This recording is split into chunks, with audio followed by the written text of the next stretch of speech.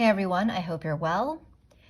I was watching a video from Renee over at Meadowlark Mystic. She posted this maybe a month ago, where she discusses the Three of Swords and her relationship with this image and how this card used to, in the past, kind of stalk her. She would get it a lot, and given that she reads tarot more numerologically, this traditional image can be hard to expand upon. And by the way, the card that you're seeing here, this is from the Centennial deck. And I really enjoyed Renee's video, and it got me to thinking about my own relationship with the Three of Swords. I have incorporated numerology into my readings more than I ever have before. And so, it depends on the deck I'm using, the context of the question, any number of factors that will influence how I read the Three of Swords. So yes, the Three of Swords, as Renee mentioned, it can mean loss, it can mean, betrayal and emotional pain. But like Renee also said, and I agree with her, for me, the Three of Swords has always been focused on the mind, the thought process and modes of communication. So for me, just at the base level, the way I've come to read this traditional image is the mind kind of breaking through the heart of the matter. So that's what I take from this image when I see the swords impaling the heart. The mind is breaking through and cutting through the heart of the matter to come to a place of progress, in our thought process. It might be uncomfortable, it might be a struggle, and still it is a place of progress. So on one hand, I can work with an image like this as opposed to, say, the Three of Swords that has a swan being impaled, like we see in the Shadowscapes, and This Might Hurt. So when animals are involved, it's hard for me personally not to lean more towards the emotional interpretation of this card. So yeah, in one respect, I can work with this traditional image, but on the other hand, it does get super boring to see. And I know that others love it and find it to be iconic. Yes, I agree it is. And for me, still boring to see. Even just a little bit of a deviation from this standard image, as Renee pointed out in her video, that can do wonders to refresh what I feel has become a stale image. So I'm just going to show you a few depictions of the Three of Swords that I personally like. So this one is from the Tarot of a Moon Garden, and we still have the same elements that the traditional RWS provides us. You have the Three Swords, you have the heart, but what I appreciate about this image is that the heart is composed of flora. And so you don't have the bleeding heart, you don't get a sense of emotional pain or loss. There's a sense of more kind of neutrality here and beauty. Next, we have the Three of Swords from the Beautiful Creatures Tarot, which I know that this was a pre-existing image before the tarot deck even came about. And I still like this image. I can work with this image. We have this strangeling, and she's holding the heart. So she herself isn't being impaled, but she's holding the heart. You've got a nail driven through it. And, she doesn't look the least bit upset about it. Actually, she looks quite fierce. And so I like this deviation. This next image is from the Everyday Witch Tarot.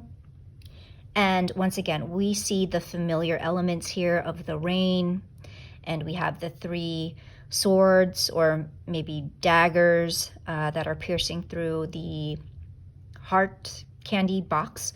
And you can certainly read this as a card of emotional heartbreak and loss. But many a times I have read this card as kind of a an epiphany, a change of perspective and like a snapping out of it.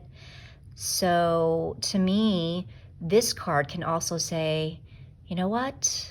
Fuck me eating my feelings and over ruminating and pouring my guts out in my journal and lying in bed 24/7. Yes, there was a time for that, but now I'm done. I'm moving on. No more overthinking. This is from the Unicorn Tarot. And what I love about this image is that we have two people, and we do get the three swords again, but we have two people and a unicorn, which always makes everything a little better. But I love this image because you just get from the body language, it's certainly a more kind of shadowy interpretation of the Three of Swords. Well, just in general, the traditional image is shadowy, but this one is very much not necessarily to me about heartbreak or betrayal, but just a sense that there is this impasse. There is this blockage of communication between these two people. They have different perceptions about something, and there's this inability to communicate with each other. And then finally, this is from the Luna Soul Tarot. Once again, this does pay homage to the traditional image. We do have the rain, we have just the heart with the three swords impaled, but the configuration of the three swords is different. You've got the heart in different pieces. And what I like about this is not just that the color scheme is nice to look at, but the heart itself is it doesn't connote like a human heart, or it doesn't come from the flesh, right? This is glass, or something that is more material rather than human. On a related note, as I was watching Renee's video and listening to her talk about the Three of Swords, it occurred to me more than once that how she feels about that card is very much how I feel about this card. And this is, once again, from the Centennial. I just can't even with this card. It's one of my least favorites for obvious reasons, because I like to read the tens as a completion and coming from a neutral place. But there's nothing neutral about this image. So again, like with the Three of Swords, even just a little bit of a deviation from this image, it makes me less grumpy. So I will just quickly show you a few depictions of the Ten of Swords that I appreciate. So this is another card from the Unicorn Tarot. What I like about this card is that you have not one but two people, and there is still the blades in the back, but in this card, it's not necessarily one that I would read negatively, depending on the context. You could read this card as, yep, you slayed. You finished it. So once again, we have a card from the Tarot of a Moon Garden, and you have a similar pose here of the person lying stomach down. But this card does not give me a sense of complete loss. There is more of a sense of peace in the completion and vulnerability. This person is naked, but there are no swords. While they are pointing down at them, there are no swords impaling them.